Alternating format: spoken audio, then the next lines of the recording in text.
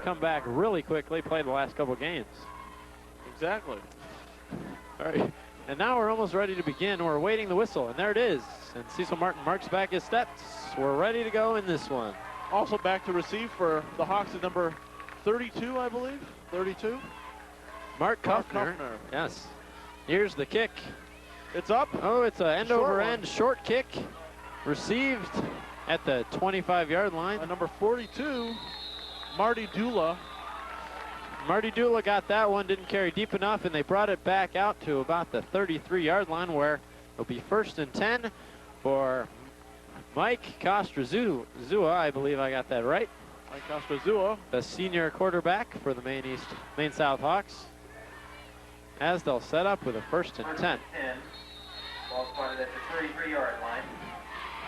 Kostrazua hands it off to number. Whoa, it's a pile under there. I believe it was 22 who got that one. Perhaps 24 it was. Clint Valdetta. Immediately, the Hawks are making use of that very big line. Yeah, they just powered through it on that one. Got a gain of about 3 on that one. Bringing up a 2nd and 7. As we're ready to go, he hikes the ball, and it's another handoff.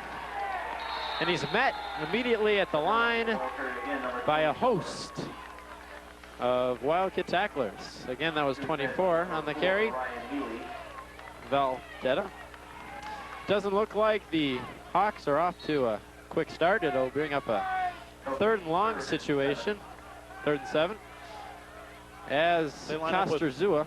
Three backs. It's another handoff. Straight up the middle.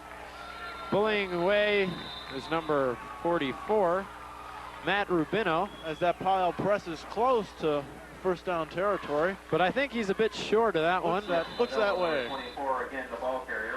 We'll have to see where they mark that one. It's going to be close, though.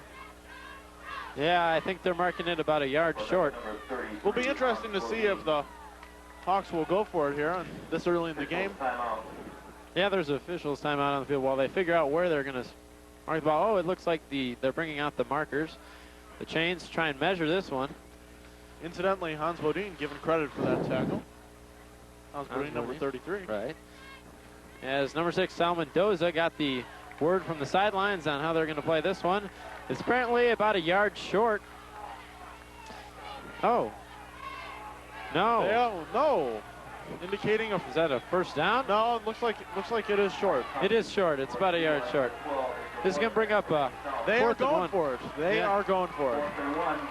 This is a big play. If they can stop them here, they got a huge momentum lift. Evanston could have.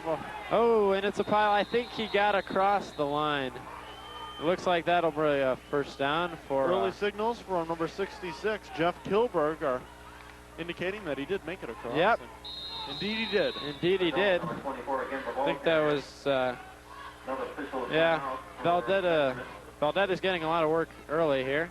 Looks like it'll be a 1st down at about the 46-yard line. Oh, looks like somebody is down. Someone's down on the field. Looks like Torrey Weidman. Yeah, Torrey Weidman is a tough break. He seems to be favoring his left leg.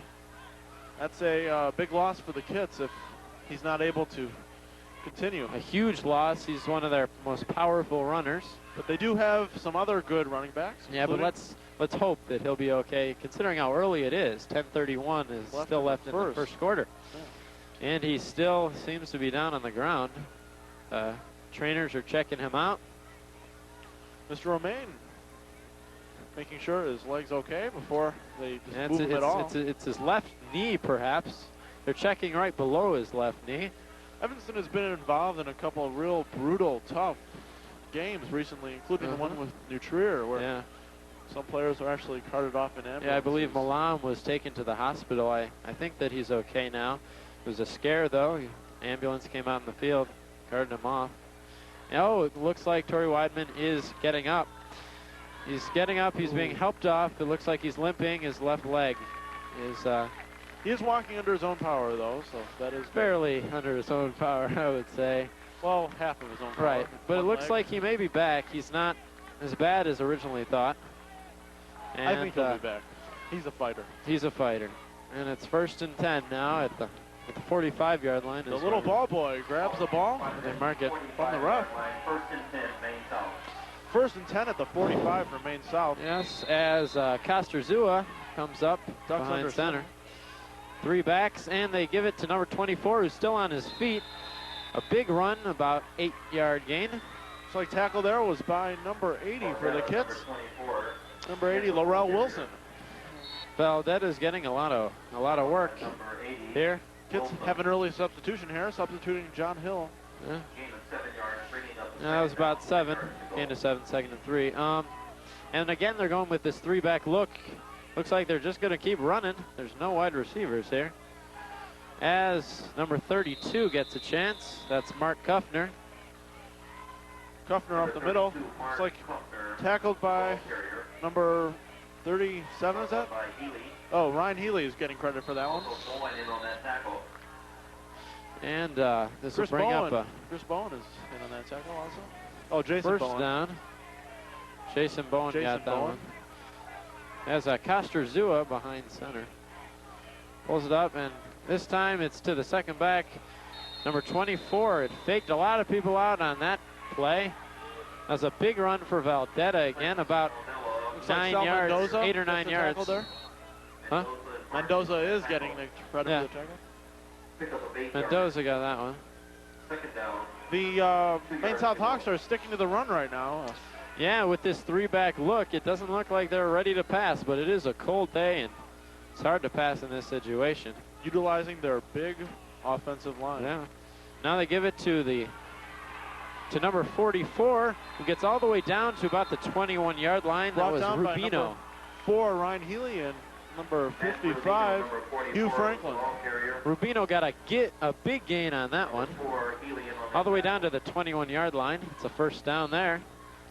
Hawks have a lot of alternatives off the line. They can go to the left, or they can go off to the right off their big 6'6", 295-pound senior. You know, it really looks like the defensive line is having a tough time penetrating at all, as the Hawks are just moving it and moving it and moving it. Number 24 got that carry. Looks like that was Valdetta. 89 here is coming in for... It's down to about the 17-yard line. The Hawks. That's a tough one. Gonna have to see if they can stop them at all. They really haven't stopped them yet. 2nd and 6.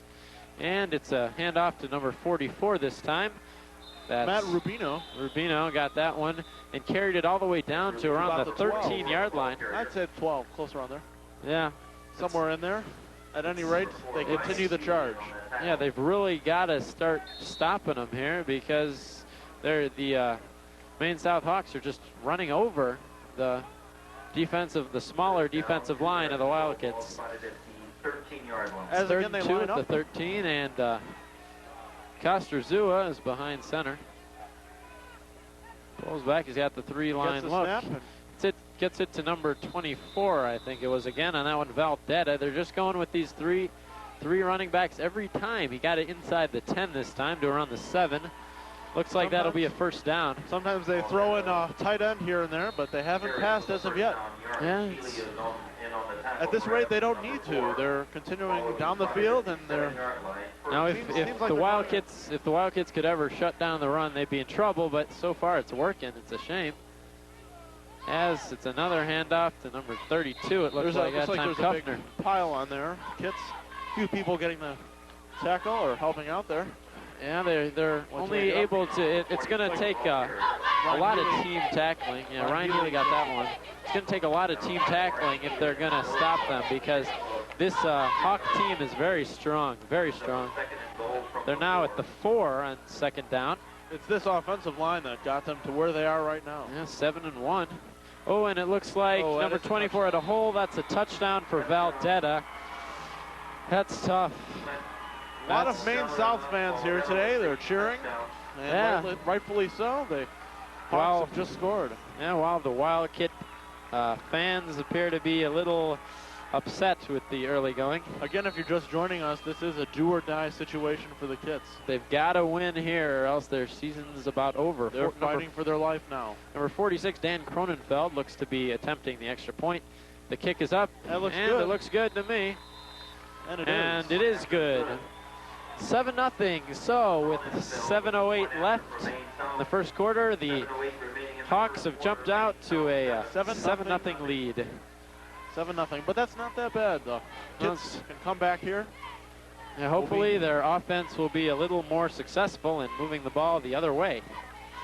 Talked to Josh Cockrell earlier, and he said that he's real confident. They've worked real hard. They're real psyched for this game.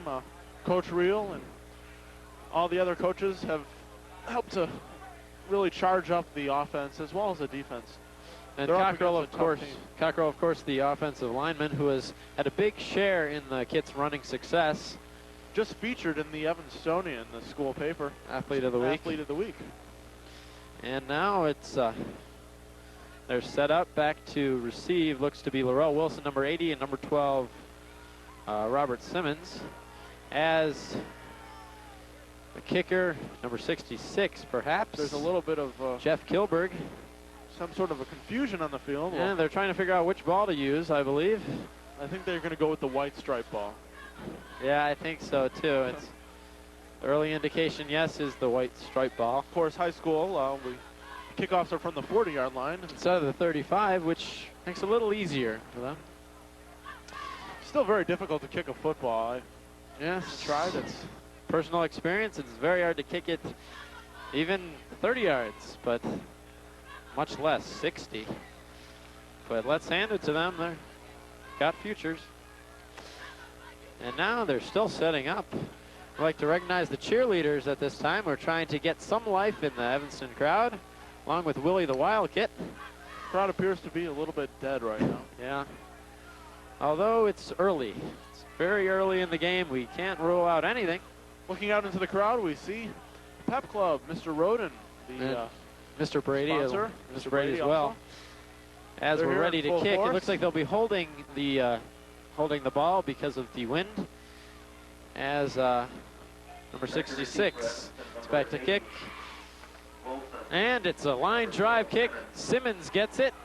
Starts upfield, a block, and he's got a lane. Oh, and he slipped.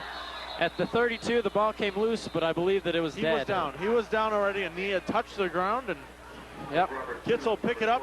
He had a lane there, but he had a lane there, but slipped. It appears the field, because of the lowering temperatures, is pretty icy. It is cold. It is cold up in here. Now that'll bring out Jim Reeder in the Evanston Wildcat offense at the 31-yard line. Jim Reeder at home for a while. Yep, he's back here. Hopefully he'll return to his previous success. And they're going with a 3-back look again. No wideouts. As it's a fake, and it's a rollout. And Reeder's got room. He throws it to number 33, Hans Bodine. Number 33, the powerful tight end, defensive man, and as well as offensive man. He does it all. Denny Diduch was on that tackle, number 30 for the Hawks. As that should bring up a first down to the 44-yard line. And now it should be another 1st and 10 at the 43-yard line. And up they come to the line. First then the officials quickly blow their whistle. Perhaps they're changing the. Looks like there is a referee's timeout. They were picking the tee up off the 40-yard line. They hadn't done it yet. Very important. Wouldn't want anybody to trip on that. So now they're going with 2 wideouts. A lone back, and Reeder is slipping. He's still on his feet, and he's sacked back to the 36-yard line by number 88. Yeah, it's Matt LeBoner. That was a vicious takedown by number 88. And so far, Jim Reeder is struggling a bit. That's going to bring up a second and very long. It looks about 18 yards. This looks like a passing situation here. Clear probably our first look at a pass. Garfield McCoy coming in. Out for Ryan Healy. Robert Simmons. They're calling it a 17-yard second down play. Robert Simmons wide left, and at the bottom of your screen, it looks to be Jordan Dalton, number 85. Jim directing traffic, deciding what he likes. Doesn't like what he sees. Timeout. Calling the timeout. And out comes Coach Reel to talk it over with his senior quarterback. Out also comes the water people. led by Rachel Cohen and a few others. They're doing a good job. The training staff, their honor before the game, the seniors. Pretty good crowd here for the last game of the season, considering how cold it is. Yes, it's a very cold. Temperature down in the 40s. They're expecting snow on Wednesday. Kind of depressing nowadays as we're heading for the cold winter. Off comes the water people and Coach Reel, and it looks to me that they're set. Of course, this game's starting an hour earlier than normal because of the recent change in the time. Of course, they've got that daylight savings time, push the clocks back, so it gets dark earlier. As we're ready for a second and 17. Coach Reel has a trick play in order here.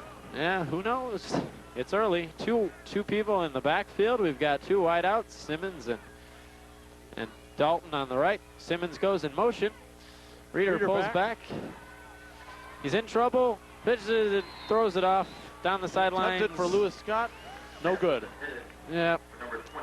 He was rushed on that play by a bunch of Maine South Hawks, including number 88, Matt LeBoner.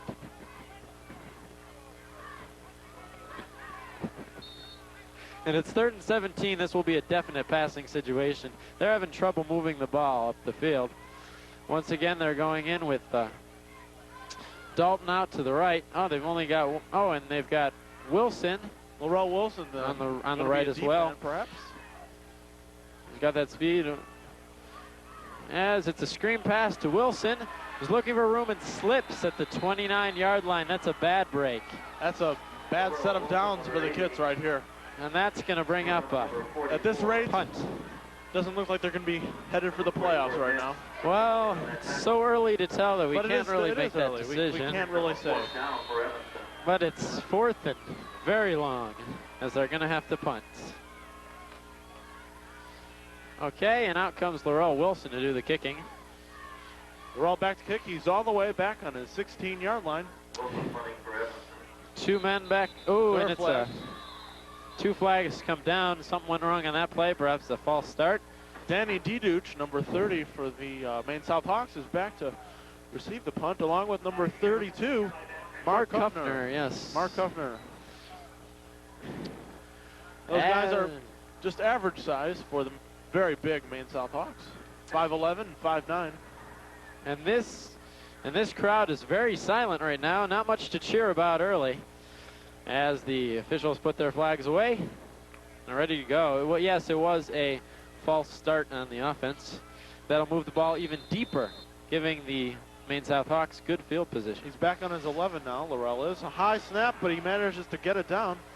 Gets it away where it's fielded by, should be fielded. Oh, no, it's like the kids are going to down it. Number 36 for the kids. Josh Lieberman. Got that Josh one. Liebman. That brings out a first down and for at about the 46-yard line for number 12, Kostrazua, and the rest of the Hawk offense. Very big offense again for the Hawks. They've got them all out there. Ball funded at the 46-yard line, 1st and 10, Maine South. Ball on the 46, and they're ready to go. Kostrazua under center. Awaits the snap. Hands it off to number 42. Who is 42, Marty Dula. Pummeled after a gain of about 2 by Lunges up to the 48-yard line. 42, Marty Dula, the ball carrier. And they continue running. bunch of Wildcats got him on that one. This will be a 2nd down and 6. Oh, Jeff Logan apparently is getting credit for that tackle as well. 4 yards, bringing up a 2nd and 6 yards to go. Sorry, this crowd is... Kostrazua under center again. Oh, apparently a fumble. And number 4, Ryan Healy recovers. Healy gets that one. And we've got good field position at the 46-yard line. Miscommunication there. Evanston Wildcats were able to cash in. And the offensive unit comes back much quicker than expected onto the field. Ryan Healy staying into the game. Hans Bodine comes in, number 33. Jim Reeder back out to direct his offense and hoping they're going to score on this drive. 3:50 left in the first quarter. Okay, and it's first down, 46-yard line. Reeder under center, 3 men in the backfield. Calls the play, and it's run up the middle. Driven back by number 66. That was for the Lewis Maine Scott South on that Hawks. one. No room to run. Jeff Gilbert, their big man. No gain on that one, I believe. Perhaps he got a yard. No, no gain, they're calling it. It's now going to be a 2nd down and 10. Kind of a mismatch, a little 140 pound running back against a 300 pound 6'6" defensive lineman, Jeff Gilbert. Yes, pretty tough. They've got 3 men in the backfield once again. For a 2nd and 8, they gave him 2 yards on that one. And it's a handoff to number 37, who is stopped immediately. That was Cecil Martin. Couldn't find a hole, driven back. That's tough. It's a loss of about 4. That'll bring up a 3rd down and 12 at the 48-yard line. That's a toughie. Tapper, number 67, stopped him that time. In comes Robert Simmons as Ryan Healy goes out. Jim Reeder talked to the coach and now knows what to do. With the play. So 5 yards on that play, bringing up 3rd down. So far, I am not impressed by the kids. No, it's just not working out so far. But it is early, and they're in their opponent's territory. They just got to get off a good play. They've Maine got South, a very good team, though. Yep, Simmons out to the right. He's looking for him, and he drills it in. But it's short of the 1st down by about 6 yards. That was Simmons who got that one. Immediately stopped. They're going to spot it about the 42. Stop. Oh, wow. Spotted at the 42 and stopped at the 42. And it looks like that'll bring on Laurel Wilson to punt it for the Kits. Unless they try a trick play. And it's going to be tough.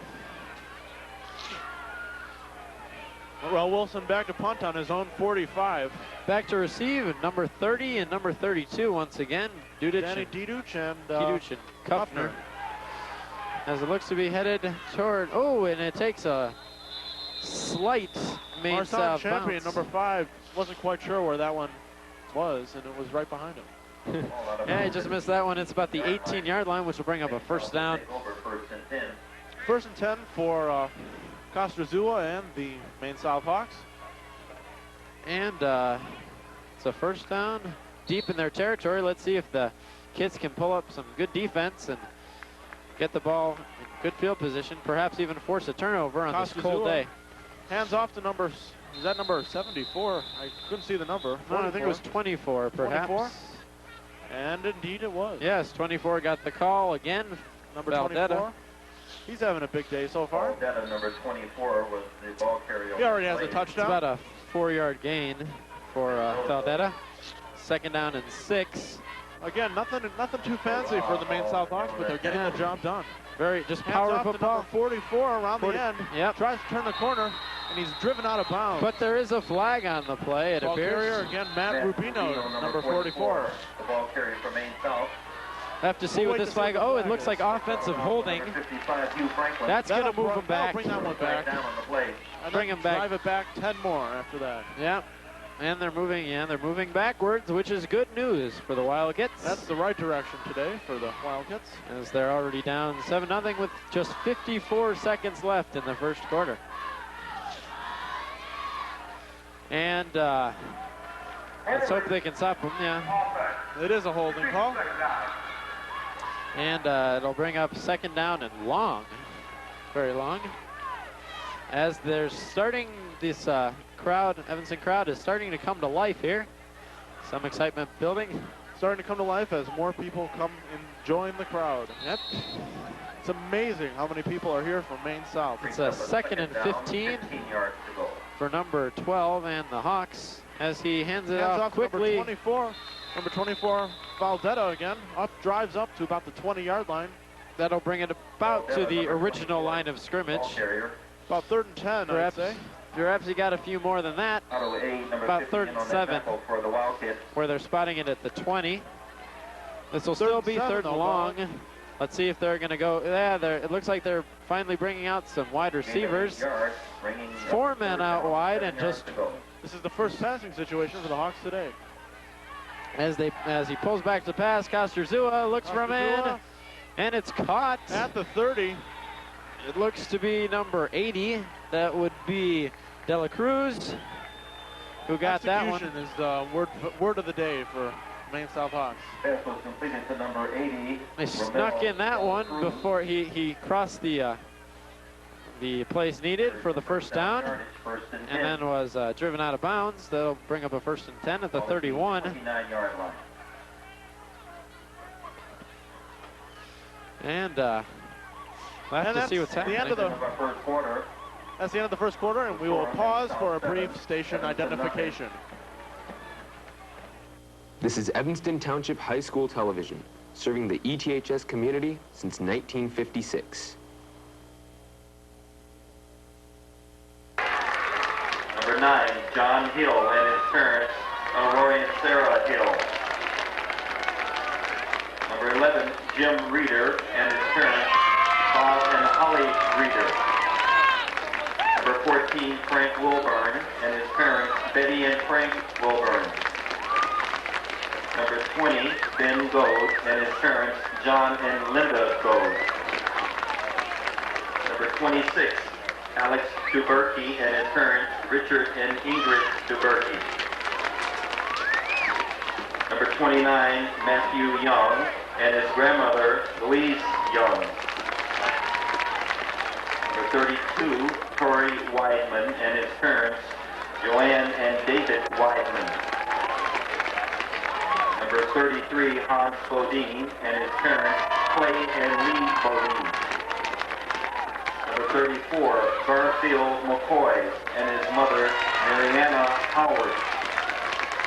Number 55, Hugh Franklin and his mother, Carol Franklin.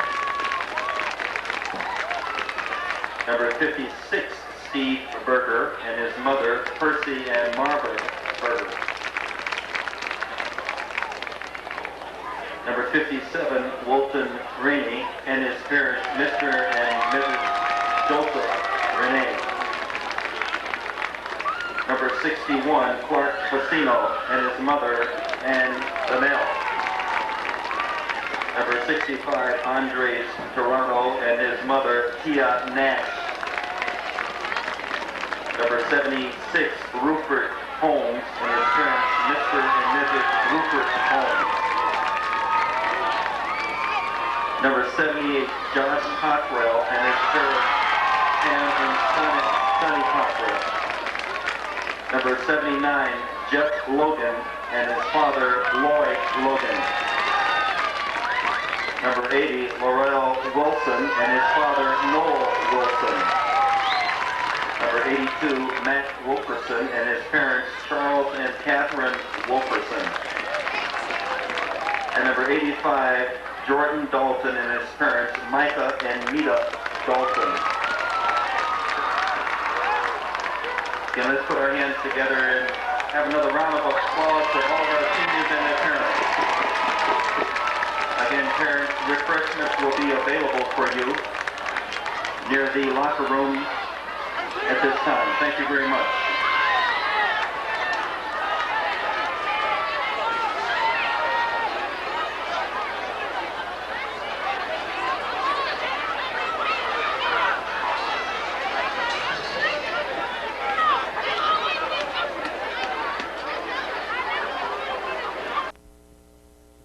The 36-yard line, I believe, is where they're marking it. Not much kids can do when they only have, so far in the entire first half, they've had 2 first downs. Yes, and they've got to start moving now. It's now or never. It's now or never. And they've got 2 wideouts, 2 backs, and let's see what they can do here on first down. Quarterback is still Jim Reeder. Fades back to pass. Caught by Jordan Dalton, number 85. Beautiful catch. Almost up by midfield there. About the 47-yard line. That's how we know our Wild gets to move the ball, and they've got to keep doing that, and it looks like that is a first down. And if they can find a rhythm here and score a couple times early in the third quarter, then they can set up for a close fourth quarter, but they've got to do it here. They've got to do it here. Simmons out left now, Dalton out to the right with the backfield consisting of Lewis Scott and Garfield McCoy. Looks like the Jim's running, Reeder's running around the right end, and he manages to shovel the pass into the crowd. Here comes a flag. I believe that's intentional. Intentional grounding. He was on his way down, and tried to get it away, but I don't think he did it in time. Jim's rollout to the right there was 20 yards back, perhaps, of the original line of scrimmage. Yes, this will bring up a huge second down. That was an intentional grounding call. It was called by our referee. And they're bringing this one very far back. They're marking off the steps now somewhere. I think it's marked off the from 26-yard line. Point of intentional grounding. And that was a huge call because look how far they're back now. They've got almost like as if nothing ever happened. Yep. Yes, it is also second down and about 35 yards to go here. Take that down away from the Wildcats. So let's see what Jim can do. He's got about a 2nd and 34. Goes it back. It looks like a keeper. He's got a little room, but not enough as he stopped at the 31-yard line. 5 yards is a relatively small amount when you have to go 40, 35 for the first down. This will set up a 3rd and very long, and perhaps they should, they may go for a trick play here, but they're pinned back deep. They've got to make sure not to give it away on another turnover. That's right. So now Dalton's out to the left, Simmons out to the right. The Evanston offensive line lumbers out there trying to hold off this They switch, and now Dalton is out to the right and Simmons out to the left. Reeder's ready to call the play with Garfield McCoy and Scott in the backfield. He passes it to, and it's a pitch. Lewis Scott's got the ball. Close to the first down. No, close to the original line of scrimmage, but not close enough. Defensive play there by the Wildcats. That was a nice pitch from Jordan Dalton to Lewis Scott. Jordan, after his reception, did pitch it backwards to Lewis Scott, but Lewis was able to plunge even further forward. Yeah, unfortunately, it was about 12 yards short of the first down, and this will bring up another punting situation. Oh, it looks like they may go for it here. I was going to say there's not too many more chances that the Wildcats will have. Yeah, they're going for it. Controlled offense. With 2 wideouts to the left, I formation. Reeder rolls out to the left. He's ready to pass. Unleashes a pass. Oh, it's picked off by number 30. That was Dudic. And he may be going all the way. He's got it. It's another touchdown. Flag down. But there's a flag down on the play back at the 40. Just hope that was against Maine South. Yes. Otherwise, we're looking at a 34-0 ball game. And the with fans 9:09 begin to file out. Yeah. I don't know. It looks like they're pulling the plug on this one. It's rather tough. Early, and of course, the ball is coming back though. With the loss of the Wildcats here today, should they lose, it will be the end of the season. An unfortunate end to a very hard season. It was clipping against the offense. No, it was actually what they meant on that call was clipping against the team that intercepted, which will bring the ball back to around the 40-yard line. It saved a touchdown, but now it gives the Maine South Hawks apparently offense. Some mistake by the referee there. Bringing up a 1st and 10 at the 40-yard line, I believe. Oh no, they're marking it back even further. Wow, the 44-yard line of the Maine South. We'll see if the Hawks can. Out of all that, the Wildcats are able to maintain a little bit of ground there. They did lose the ball, but it was as if yard. they made it to about the first down marker and then turned the ball over on downs. Although more interesting, up the middle. Tackle made by number 32, Torrey Weidman. Once again, Valdetta being used not sparingly. He's being used on almost every play. Torrey Weidman might be number 72, Bowman. And I believe it'll bring up a second down at 6 yards. They're still playing with the 3-back offense. This time they give it to number 24 again. Valdetta plunges ahead for a first down inside the Wildcat territory. Valdetta, of course, the leading scorer for the Maine South Hawks today. He has 2 touchdowns. Rubino, number 44, another very powerful running back, also has a touchdown. And Kuffner also has scored 1 also. Yeah, he rounded out the scoring as it's 28-0, 8:30 left in the game. Back of the and now it's punts. another play up the middle. Tackled this by time to number 47. Yeah, they 55, Hugh Franklin. Looks like, can't tell. Marty Dula, number 47, was not on our roster, It was, but he Hugh managed Franklin. to gain 5 yards on that one. Hugh Franklin made the stop, yes. About And this will be a halfway second to and that, 5. First down marker. They're still playing with 3 backs. They've gone with that all game. Yep, and Up it's the middle, it's not a, much. about 11 guys involved in that takedown. At least. Perhaps even more, as they gain another 3 yards. The Valdetta, I think, on that one. chances for the kids here are beginning to slim down. It's As they're just 28-0 driving. already, although nothing's over yet. Nothing's over yet, but this one looks like a rout. Historically, So the far. kids have been a fourth quarter team, unlike the Bears, who are a first half team. We'll see what happens. Yeah. As it's now a handoff to 32 Kuffner's got some running room. Sal Mendoza gets him at the Another 10-yard tackle by line. Sal Mendoza. That looked like an instant replay of a play we already saw. Yeah, again, Kuffner on the carry, As getting pulled down. As the arrows are continued to be driven into the hearts of all of the Wildcat players, especially the seniors. This is probably going to be their last game. This is a tough one. They're now at the 11-yard line for 1st and 10, and we'll just have to see what happens here. They've got to stop them and do something big to turn this one around. They need a big play here. But I don't think so. I mean, as Valdetta continues to Valdetta up to about the 4-yard line. just penetrating inside the 5-yard line to about the 4. Seems as if Second they're and taking these runs, 4-yard these line. yards at will. Yes, they're just calling who wants to get the yards right now. Not much to say here. Good for the Wildcats, as this is their perhaps their swan song for the 1992 season. So it brings up a 2nd and 5 at about the 6-yard line, closer to the 5. Once again, they're pulling with 3 backs as And number up the middle 24 goes number 24. gets almost to the goal line, Valdetta, not yet in. Did he break the plane? They're signaling no. No, they're marking it about a foot short. That's a gain of 6. So it looks like a 1 yard to go. Laurel Wilson in on that tackle, along with Cecil Martin. Yeah, that was. There's a timeout on the field now as They're trying to iron out some difficulty with the chains. Yes, they're bringing out the chains 5:55 left.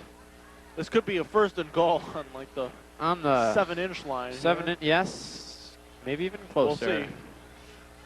28 As they bring out the chains, mark down the spot, and looks like it's is a the first down. First and about 1st and less than a foot. 1st perhaps. and goal, and there's about a foot between that ball and the goal line. And the way they're running this ball, that's a touchdown. I don't know. Let's not call it too soon. Let's hope the kids can stop them. But I don't know. We'll have to see what's going on. They're once again going with the 3 men in the backfield. Oh, perhaps they're 3 men in the backfield. Calls the play, and the give is to Valdetta, who goes in. To Valdetta, and that is a touchdown, and that is his 3rd touchdown of the game. Valdetta making, holding nothing back, rushing for well over 100 yards today. Banking on close to 200 yards It's a bad for this day game. at Memorial Stadium. And the fans for the Evanston Wildcats are starting to call it a day as they file out slowly. Point after. Point after by Cronenfeld, but it is no good. They missed the That's extra okay. point, keeping the margin of the lead to within 5 touchdowns. I don't know. It's going to be tough to be able to come back from this one. As we will notice, the cross-country team is leaving. The boys cross-country team had their sectional meet today. Again, They finished in 11th place, unable to make it to the state, but they did have some good performances. Time to turn our attention to the Halloween festivities tonight. Yes. Can't win the game, you might as well go out and have And a fun night trick or on the treat. town. Trick or treat. Remember to check all the wrappers of the candy. We don't want Make sure any. they're Yes. all complete and intact. Don't want any accidents. And We'd like to encourage everyone to have a safe Halloween. Susan Payne. Susan Payne's birthday today. Yes, we'd Susan like to Payne is 17. We'd like say to happy acknowledge her. birthday, Susan. Happy birthday, Susan.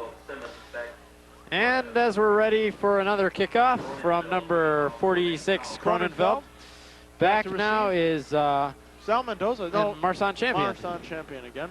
And Robert Simmons. And here's the kick. It's a good kick. Angling as Champion picks it up around the 10 and is immediately met at the 14-yard line by 3 Maine South Hawks. Looks like he's scattered across the field. A leg here, a leg there, a head there. But no, he's still on he's tackle. still together at the 15-yard line. That looked like a very hard hit, though. Number 42 in on the tackle. Apparently, they're not able to stop this Maine South rush. The brilliant tackle there by Dula, number 42 for Maine South. Dula's been in on a lot of tackles today. There really hasn't been a mistake yet by the Maine South Hawks. No, other than a few fumbles here and there that really didn't amount to much. This has been all Maine South. There's 5:15 and counting left. They've got a couple receivers out wide to the left, but they Jim Reeder hands it off to Lewis Scott, who's on his feet, crossing, getting out of bounds at, I guess, the 35-yard line. Lewis Scott finally broke one, got about 20 yards on that one. How many times have they gone to Lewis Scott today? Not many. Not they many. Haven't gone to Lewis Scott many times. I think Jim Reeder has passed the ball more than he has handed it off to his backs. Scott was named the player of the game in last week's drubbing of New Trier, but we haven't heard much from him today. They were behind early and tried to make it up all at once with the passing game. Haven't been able to do it yet. Let's see what happens. They're so far behind. It's going to take a whole Lewis lot. Scott gets it again as he's still on his feet. Look at him run. His shirt was ripped off on the field. And he climbs up to about the 37 or 37-yard line. Lewis Scott's shirt was ripped off and now lays on the 34-yard line. And now the referee picked it up. And he's balling it up and throwing it out to the Evanston. And he throws it off on the 30-yard line. And it's 2nd and 6. I don't know. If someone trips on that, someone's going to be in trouble. They've got 2 wideouts to the right and 2 backs as it's 2nd and 6 and 37. It's a fake handoff. Oh, just missed that one. And he tried to get it to Cecil Martin. What's that? Yeah, Cecil Martin. Yes, was Cecil. 37. Sort of threaded the needle between Cecil Martin and Hans Bodine, number 33. Can't get anything to work. Unfortunately, it was too big a needle, and they were unable to pick up anything. Situation for Maine South. Everything has worked for Maine South today. Yeah, well, they haven't taken many chances. They've just been pounding away as it's 3rd and 6. And let's see if they can pull out a first down here. Let's see if Jim can pick it up. Back to pass. Fires a long pass over the head of Dalton and out of bounds at about the 43-yard line. The crowd thins on the Evanston side, and the crowd rejoices on the side of Maine South. In fact, it could be argued that there are now more Maine South fans than Evanston fans. That's saying a lot, because Maine South is not exactly a school that is very close to Evanston. It's about a 45-minute drive. Yeah, give a credit to the fans for watching their so far victorious team. As now Laurel Wilson is back to punt. With back to receive, looks to be number 32. Again. That's Kuffner. And number 86. And it's out of bounds. 38. First down for the Hawks as they once again bring in their offensive unit. Unlike the last 3 possessions for the Maine South Hawks, they won't be starting in Evanston territory, but they'll be starting just 12 yards short of it. As this one is closer and closer to the record books, but we've still got more than a quarter left, 4:07 remaining in the third, as they bring out the offensive unit. The band plays a somber The band song. plays a mournful song as nothing to cheer about in Evanstonville. But there really is a lot to cheer about. Evanston's tried their heart out today in every game of the season. That last run was by number 33, Alex Barton. Came along with that one. He was able to get about 2 yards before he was caught by Ryan Healy. Ryan Healy with the tackle, like you said. And seems like it gets a lot colder when you're not winning. yes, yes. We couldn't feel the cold if they're winning, but here we feel it. There we go. Oh, a nice fake handoff to number 33 on that one, but the play really took place on the other side of the field. As the clock continues to roll, about 3:20 left, plus a quarter. Dula took that one, and this will be a 3rd down and about 4 yards to go. Perhaps 3 yards for the Hawks. 34-0 once again our score with 3:06 remaining. As they pull back, and it's another handoff. It's got a little room in the middle. That's a 1st down for number 32. That's Kuffner. That's Kuffner. That's a Kuffner. Kuffner got breaks that through one. the 50-yard line, and they're back into Evanston territory once again. Kuffner is also up around 100 yards, probably over by now. Of course, we don't have a Our stat man is stat. out doing his duty. Oh, He'll no, get back he's to not us here. on that one. Oh, he's not here. He's not here today. Apparently our stat man not here today. As we pull back, it's a running play, and look, he's got a little room. It's Kuffner again. Laurel Wilson bears down and brings him out at the 28-yard line of Evanston. Wilson does drive him out, and they incidentally did cross over once again the little piece of shirt. Yes. But he did not trip, so I wouldn't worry about it. No, he didn't trip, and that piece was left by the Maine South guy who was ripped Lewis off part Scott's of Lewis Scott's jersey. Out comes Josh Cockrell and Andre Torado, both Andre seniors. Torado and Josh, both seniors. Andre also an active part in the CSC, Community Service Club, a club that's taken some more popularity around the campus recently. They've done a lot of good things, including Cabrini Live, soup kitchen work, very nice stuff. And very good stuff. As it's now a 2nd down and about 10 at the 27-yard line. Maybe he gained a yard on that one. That was another carry, but I don't think so. Once again, we got 3 backs, and this time the call is to number 3 Barton. 33 Barton, who's got a lane, gets it down for a 1st down to about the 16-yard line. Tackle by looks like number G, I can't tell. Number 55, Hugh Franklin maybe, got the initial trip up. 79 was in on that one. That's Jeff Logan. Jeff Logan. And it's another 1st down for the Hawks as they keep moving, and the stands are really thinning out. A lot of open spaces, and the Wild Kid contingent. As the Maine South contingent just keeps getting bigger. Keeps getting bigger. Explain that one. I can't, but I'll try. Okay, and now it's a 1st and 10 at the 16-yard line. Well, with all the people leaving, the boosters might have a hard time selling some of the stuff down there at the concession stand, so the hot dogs might go on sale. We hope. Perhaps. Okay, and now there's three backs. And the give is up the middle. Still on his feet, down finally at the 10-yard line. That was Marty Dula. And carrier for the Hawks. They've had several backs throughout the game. Now they're going with some of the second-string players. Giving Josh Cockrell is getting credit for the tackle. Giving Faldetta a little break. He carried most of the load in the 1st half. Now getting a chance to rest a bit. As now it's a keeper.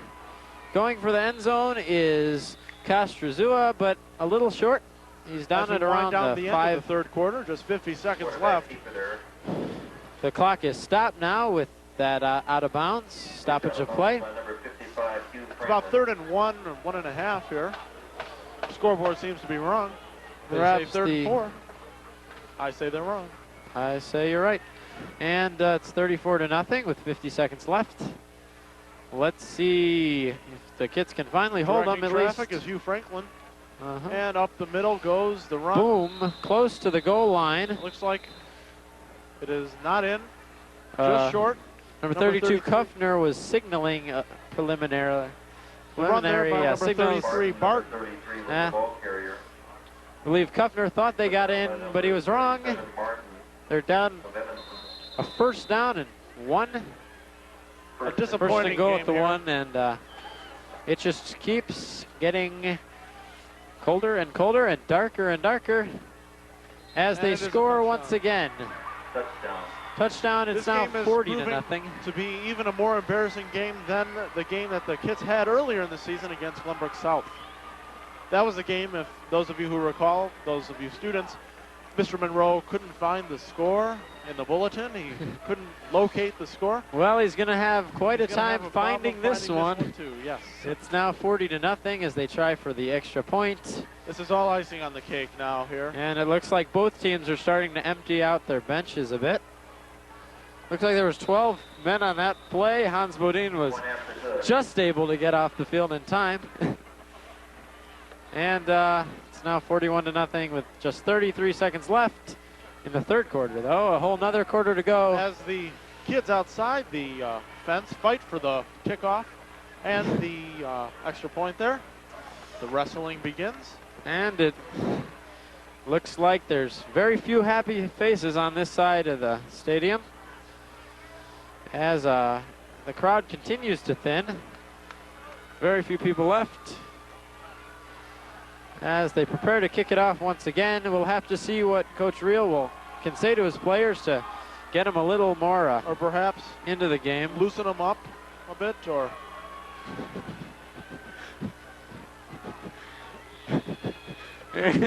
And we're now prepared for the kickoff.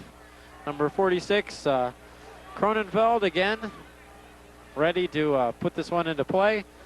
Back deep, our San champion number 5, and Simmons, number 12 again. Waits for the whistle. we'll see what kind of kick this is.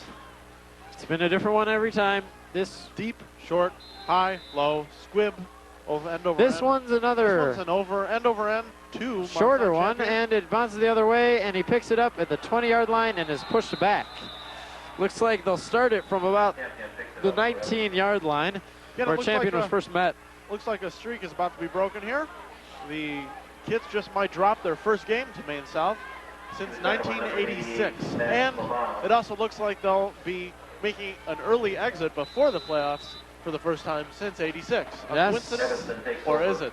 No coincidence there. It was Maine South who eliminated the Kits that year, and it looks like they're definitely on the road to eliminating them once again.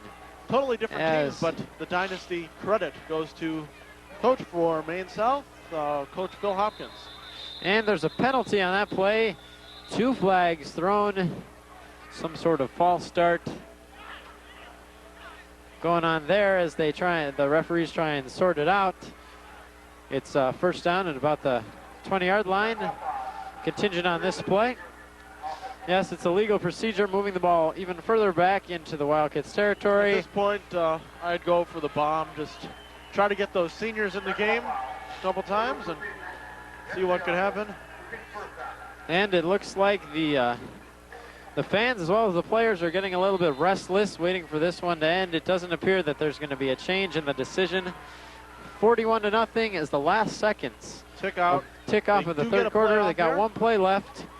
And it's over the head of Hans Bodin. That was a pass from Jim Reeder. The Hans end of the Bodin, third quarter. Hans Bodin is 6'2", 195, a big target, but Jim still managed to overthrow him. And so with only 1 quarter remaining, the score is 41 to nothing. The Hawks of Maine South beating the Wildcats of Evanston. And they're changing sides. It'll be second down and 15 yards to go at the 14-yard line. As we see all the players looming closer to Coach Reel to They're asking them, put me in, please put me in. And hopefully we'll get a chance to see as many of the seniors as possible, considering this will be their last many, game. Many senior non-starters. Matt Wilkinson, very 82. fine fellow. He's got in. He's a wide receiver. Got in. Big part of the team. He Got helps into the them out. game. Got into the game on numerous occasions. Let's see if we'll see him here. He causes tackles. He, And now also it's other seniors that are non-starters. Steve Berger. Andre Steve Tirado Berger got tries in. very hard. So does Andre Tirado. Both got into the game. And Clark Pacino, of course. the big man, number 61. 61, yeah. As this Clark's one's a great guy. Great guy.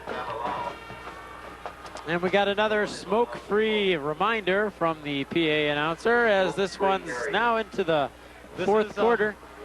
Smoke-free campus, and it is also today a drug-free campus. The Red Ribbon game, that of course. that will continue as Lewis Scott breaks a few tackles and getting down to the 21. That'll bring up a third down and about 7 yards to go. As the band continues to play. And well, Evanston with 6 touchdowns can just edge out a victory here if they get all the extra points. Perhaps, though, with this Maine South controlled offense, I don't think they're going to have the time to score so much so quickly. It's too bad. They've got so much talent. They've got a lot of talent, but this won't be the last time we'll see Lewis Scott. We know some 27, of these, their star runner, is only a junior. Which is He'll be back in. However, they are saying goodbye to Laurel Wilson and Jim Reeder and Jordan Dalton. Look for a lot of these players perhaps be playing in college. I know in my conversation with Josh Cockrell, I talked to him, said he's interested in a couple of Big Ten schools, Michigan, Michigan State. Might play at Michigan or Michigan State. As the punting unit comes onto the field, Laurel Wilson back to punt. To kick again, and it's Wilson must back to receive for. It's a high kick, but not that long. It takes a good Evanston bounce, and it's now at the 48-yard line. Back to receive that time for Maine South was De La Cruz and Burt. Not the original punt receivers for Maine South, but they never got their hands on the ball, so it really doesn't matter anyway. And here comes the offensive unit. We'll have to see whether the same quarterback. No, it looks to be a new quarterback. Perhaps not. We'll have to take a look. We'll see. I don't see number 12 out there, though. Oh, I think he's out there. Is he out there? He is. No, no. I don't know. Who's Who's number 30 who's now going to be quarterbacking? And Danny Diduch. Danny Diduch. As he hands off, and look at this pile out there. Finally, they drag him down as the whistles blow everywhere. He got inside the play. There are under 10 minutes now left in the game, and they're inside the Wildcats' 10 minutes territory once again. You got a feel for the kids. I just hope they can get on the board and score. And you can't really tell the talent of the kids from this game because they just have been so outdone, and the early scores really took all momentum they could possibly have away, and now they're just running down the clock. As number 33, Barton, gets it again. Continually driving, about a gain of about 4. That'll bring it to about the 47-yard line. In these closing minutes, let's give credit to some of the camera crew here up here.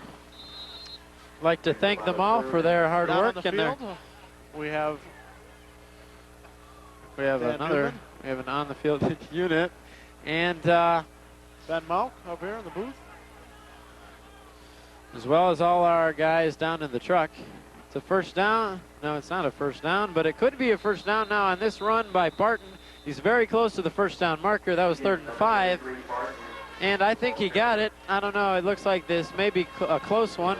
Perhaps they're calling for the sticks. Perhaps they're just signaling. Oh no, they spotted a bit short, about a half a yard short. At this point, this is all icing on the cake. It's just mere formality here. I don't think the kids are going to be able to score their 6 touchdowns. No, not in the time. Not in the time remaining. It's going to be 4th down. It looks like they're going for it. No need to punt. As it's a run up the middle. Up the middle plows one of the running backs. We'll wait to see who it is once the pile clears. It looks like a first down again, though, depending on where they mark this one. I think that was Kuffner, it looks like. No, I think it was 33, actually, on that one. That was Barton. Well, Kuffner had the fake, at least. Kuffner got the fake. Barton got the call, 1st and 10.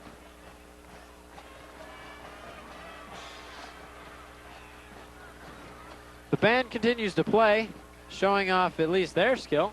And on the, unfortunately, there are not that many people left to appreciate their fine talents as they play a theme from Peter Gunn. There's Whoa. Andre Tirado with the tackle there. Ryan Healy and Otto Wade also helping out. That was seemed like a busted play on that one. They looked like the pitch to Barton, and he just got brought back. That looks like a loss of about 3. That'll bring up a 2nd and 13. Well, at least some people haven't lost their hope here. The Pep Club is still here. Mr. Brady and Mr. Brady, Roden Mr. Roden. They've done very well. They had a very good pep rally before homecoming a couple weeks ago. And now look at number 44, Rubino, who has scored a touchdown before. He got the call on that one about a gain of about 7. Oh, here comes a flag. This one's going to be tough. Let's see who they call it on. Looks like this could be against Maine South. Could be on that tackle, early indications came on that tackle. I don't know. Let's see. Hold on. We'll wait for the official's word. Dead ball foul. Whoa. And I believe, that is an unusual call. I would expect to see the unsportsmanlike conduct on the losing team. But in this case, it's Maine South who apparently did something after the whistle. This play is going to come back. They're going to bring that back a good distance. And we'll have to see how it goes. They're conferring about what to eat, perhaps, the officials. Yes.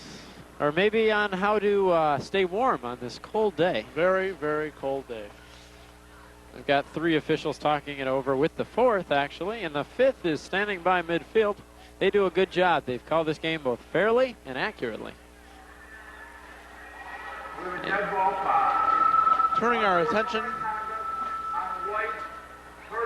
The preliminary indication was correct. It is unsportsmanlike conduct, bringing it back to about midfield, where it'll be 3rd down and very long.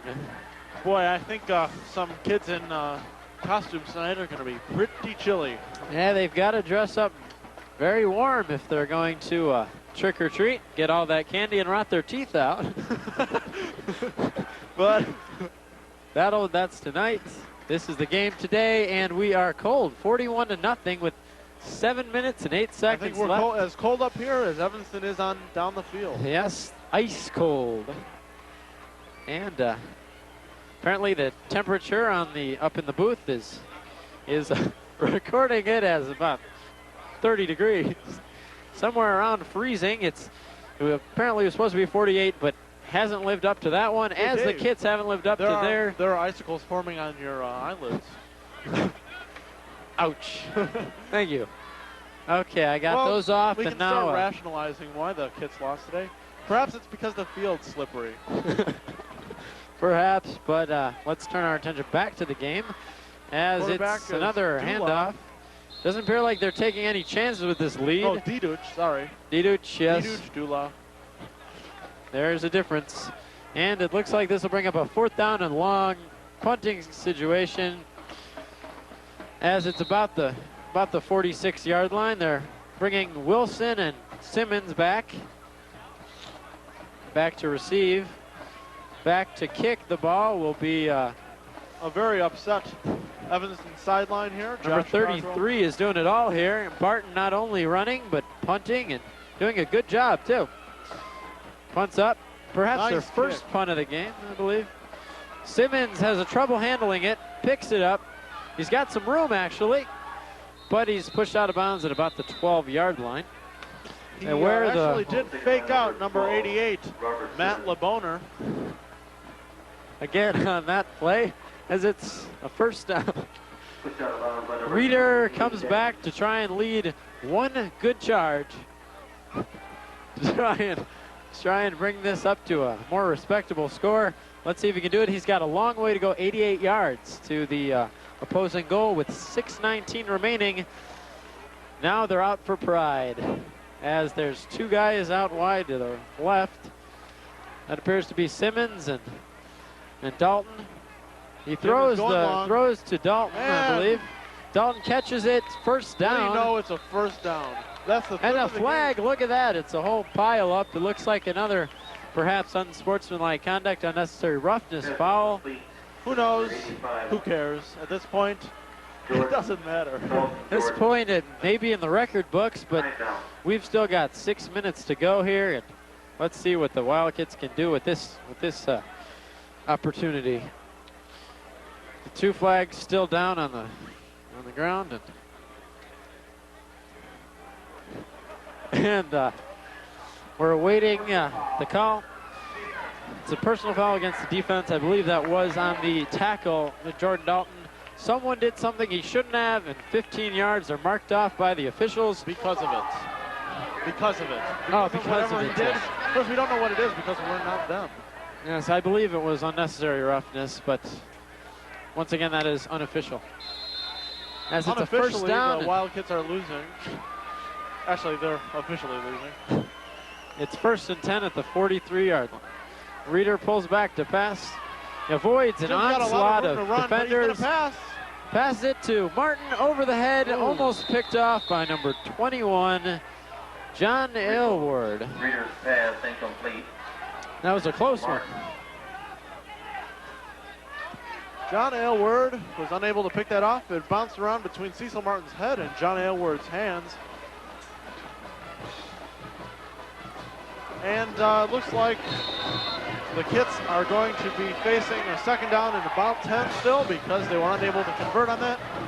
Jim Reeder is leading Jim his Reeder's troops. still in there. And they're all trying really hard. You got to give them credit. They're not really giving up, even though they're facing such a difficult situation. As the press people leave, the photographers, It's a passing situation. unsure what to Reeder do. scrambling around. he's got a whole lot of room and Got a time. lot of time. He's running around. He's got some room. He passes it over the head of Cecil Martin, the second straight He had incompletion. about 7 seconds to do whatever he wanted, so he threw it away. And this will be a 3rd and 10 situation at the 43-yard line. They're not really moving here. This could be a drive to boost a little confidence and earn some self-respect, but it seems to be stalling here, bring up a 3rd down and 10 situation. Wildcats are stuck on their 42-yard line now, and we'll see what happens.